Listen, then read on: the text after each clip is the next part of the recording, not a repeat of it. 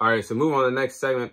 I'll be sharing my fight summary on the fight that took place in the co-main event of UFC 308 between Robert Whittaker and Khamzat Chimaev. So this was a big middleweight fight that took place at the co-main event of UFC 308, but it was Khamzat Chimaev who defeated and dominated Robert Whittaker, picking up a first-round submission victory in the co-main event of UFC 308. So I'll be sharing my thoughts on this fight.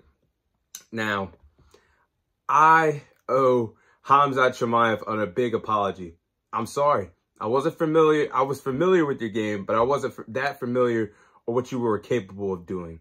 And I'm not saying it as a casual standpoint, but I didn't know Khamzat Chimaev was going to go out there, dominate one of the greatest middleweights of all time in Robert Whittaker and put him away in under 5 minutes, because that was an A-plus performance of what we saw for Khamzat Chimaev.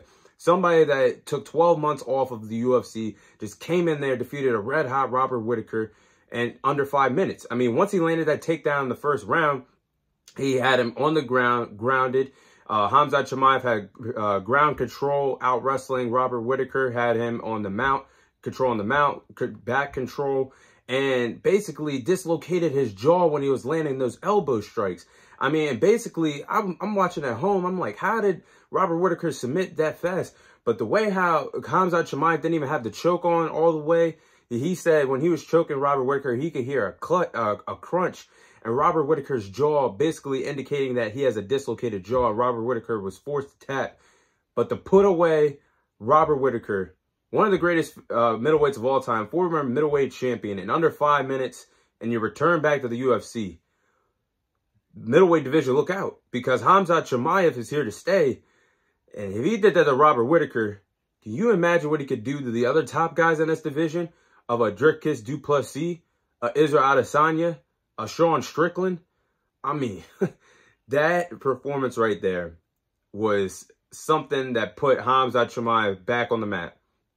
For anybody that questioned, like myself, who questioned his performance at UFC 294 last year when he fought Kamaru Usman on a 12-day notice and barely escaped with the win, and that fight being 3 rounds, to come back with a performance like this, I'm just still stunned about it. And that I remember that picture of what DC showed the world last night of what Robert Whittaker's jaw looked like after he fought Khamzat Chimaev.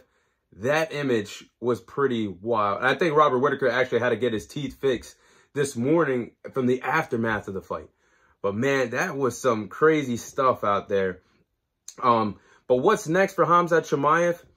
Now, I know what's going to happen with this. Dana White is going to elevate Khamzat Chimaev to be a top 5 contender in this middleweight division. I mean, Khamzat Chimaev was the 12th ranked contender heading into this fight against Robert Whittaker in the co-main event of UFC 308. And Robert Whittaker was, at the time, the 3rd ranked contender in this middleweight division. He defeated him in under 5 minutes. So I know Dana White went to talk to Khamzat Chimaev immediately after that fight.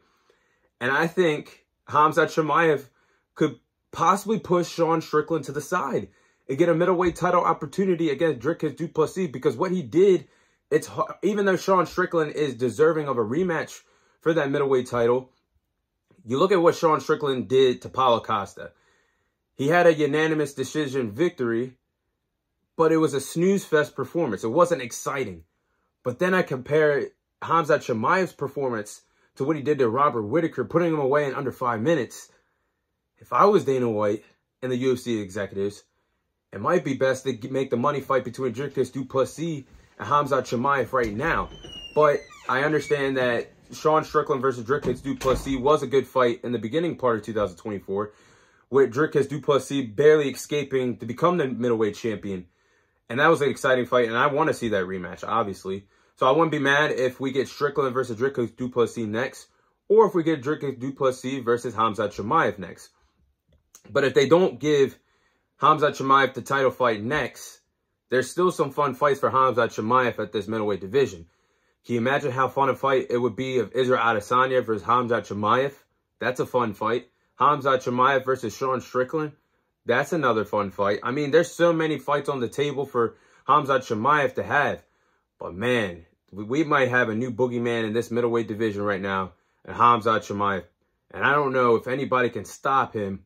The way how he looked, the wrestling, He didn't even display his striking last night. I mean, he did when he was on top and ground control with the elbow strikes landing, but he didn't even tap it into his whole arsenal, his whole toolbox against a future Hall of Famer, Robert Whittaker. That was some crazy, insane stuff. I'm looking forward to seeing how the middleweight picture plays out. I think this could be an interesting division to follow for 2025. But that is my Khamzat Chimaev versus Robert Whittaker fight summary.